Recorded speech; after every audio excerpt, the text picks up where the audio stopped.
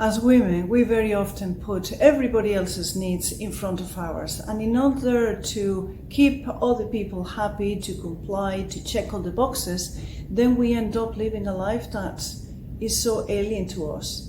Because we need that sense of belonging, of being loved, of being part of something. And that's why we end up giving up who we are. I was no different. I was ticking all the boxes. A good girl, a good student, did my degree, found a job, bought a car, got a mortgage, married a fantastic husband, kept working, had the children, and the plan ahead of me was already dictated. So keep doing this thing, keep being the best daughter, the best wife, the best mother, worker, friend, housewife, everything, until maybe at 65 or 67, if you get there, you can then have some time for yourself, and then maybe you can do your hobbies or dedicate yourself to what your soul was calling you.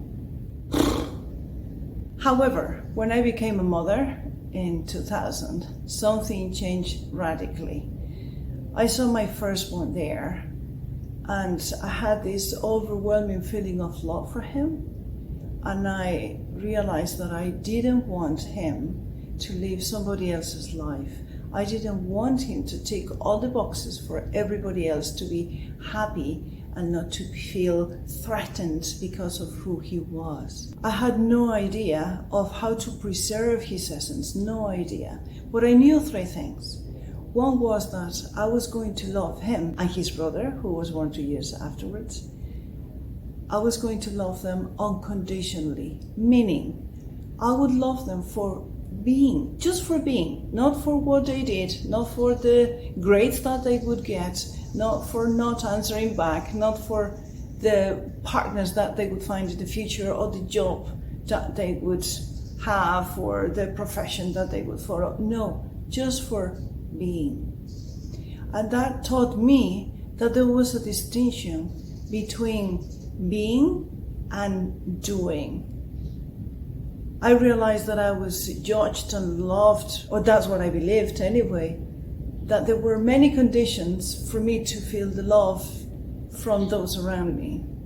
Another thing that I knew is that education is vital. I had no idea about anything in the realm of self-development. No idea. But I thought that that was a very good place to start, to get clues of successful people because they were fulfilled inside, and then copy-paste. And the third thing that I knew is that the best way to teach a child and anyone is by example.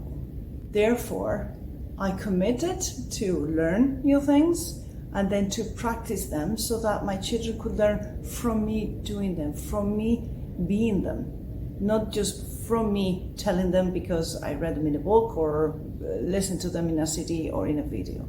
I figured that to give my children the education that I wanted for them, parallel to the formal education, having money would be very handy. And that's where my love story with wealth started. I quit my job, and that was saying goodbye to 20 years working in the corporate world as a scientist, as a chemist. I just couldn't handle anymore to sell my life, to give another human being the power to control my time, my energy, my focus, my life. And in exchange of that, I would get what? Some money at the end of the month.